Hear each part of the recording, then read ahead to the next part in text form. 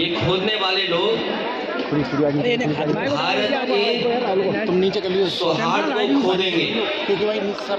और पहले भी गलत, क्योंकि जब हमारे देश में प्लेसेस ऑफ वर्शिप एक्ट पहले से मौजूद है और प्लेसेस ऑफ वर्शिप एक्ट इस बात की पाबंदी लगाता है कि किसी तरह की चीज़ों में इस तरह के सर्वे, इस तरह की खुदाई के काम न हो।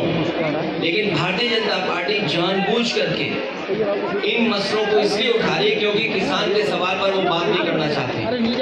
भारतीय जनता पार्टी से किसान ये पूछे कि आपने तो किसान की आय दोगुनी की बात की थी, लेकिन किसान आज भी तकलीफ और परेशानी में है। जिस समय उसे डीएपी चाहिए था, डीएपी उपलब्ध नहीं था, खाद उपलब्ध नहीं थी, जो बीजों की कीमत बढ़ी है, कीटनाशक दवाइयों की कीमत बढ़ी है और बिजली का बिल लगातार बढ़ता चला जा रहा है। जो सिंचाई से लेकर के तमाम इंतजाम थे वो सरकार करने में नाकाम रही है। और अगर फसल तैयार भी किसान कर रहा है तो उसको कीमत कहाँ मिलेगी, उसके लिए कोई इंतजाम सरकार नहीं कर। और जितने बड़े पैमाने पे बेरोजगारी बढ़ती चली जा रही है, 10 साल हो गए उनको दिल्ली में, उत्तर प्रदेश में भी 7 साल की सरकार हो गई। अगर हम 17 साल का हिसाब किताब लगाएं तो इस सरकार ने बेरोजगारी बढ़ाई है, न नौकरी है न रोजगार है। तो इन तमाम सवालों से ध्यान हटाने के लिए जानबूझ करके सरकार इस तरह की खुदाई के कार्यक्रम कर रही है। और आज अगर भारतीय जनता पार्टी के अंडरग्राउंड जो पॉलिसी बनाते हैं, ये पाइपलाइन जो अंडरग्राउंड पड़ती है, उसी तरह भारतीय जनता पार्टी की विचारधारा अंडरग्राउंड अंदर ही अंदर काम करती है। ये बात पहले भी कहनी चाहिए थी। लोगों की जान चली गई, लोगों के घरों में छापे पड़ रहे हैं, बिजली के नाम पर 2-2, 3-3 हज़ार लोगों के यहाँ FIR दर्ज हो गई। अगर ये बात गलत थी भारतीय जनता पार्टी की तो जान तो वापस नहीं ला सकते। उन्हें मुआवजा देना चाहिए उन गरीब परिवारों को, और जितने भी झूठे मुकदमे लगे हैं, चाहे वो सांसद पे हो चाहे किसी को, सब वापस देना चाहिए।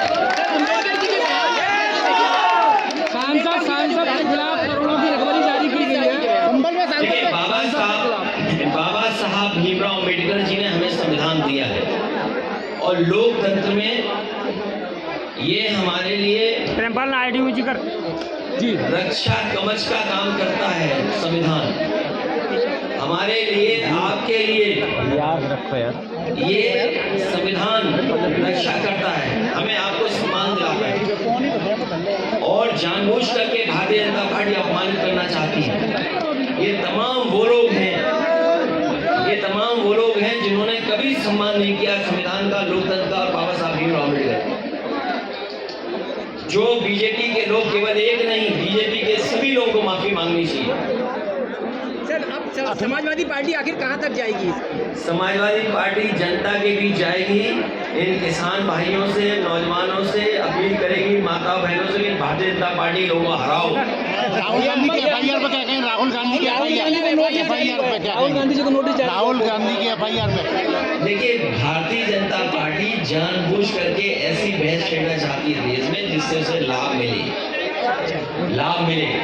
वो लोकसभा परिसर की घटना है। कई बार लोकसभा परिसर में ऐसी घटनाएं हुई हैं जिसमें FIR दर्ज नहीं हुई।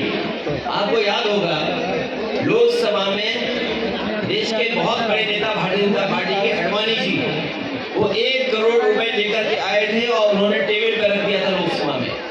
क्या उस समय FIR दर्ज हुई थी किसी में? एक JPC बन गई थी और JPC के माध्यम से उस पर चर्चा कर करके जो कार्रवाई करनी थी वो विधान लोकसभा के अंदर हुई। लेकिन ये जानबूझ करके भारतीय जनता पार्टी लोगों को डराना चाहती है। FIR से, झूठे मुकदमों से कोई डरने वाला नहीं है। सर, समाजवादी पार्टी के बारे में उन्होंने कहा कि भारतीय जनता पार्टी आतंकवादी संगठन है। सर, हो सकता है उन्होंने ज्यादा कह दिया हो, उन्हें ये लगा हो जो नफरत फैलाने वाला दल है। आप नफरत फैलाने वाले दल को क्या कहेंगे? जो दल ये जानता हो कि इस घटना के बाद लोगों की जान चली जाएगी, उस दल को आप क्या कहेंगे? केवल एक जगह नहीं, कई उदाहरण मैं दे सकता हूँ जहाँ पर भारतीय जनता पार्टी ने इसी तरह नफरत फैलाने का काम किया है। भैया, संभल में मंदिर जगह जगह निकल रहे हैं और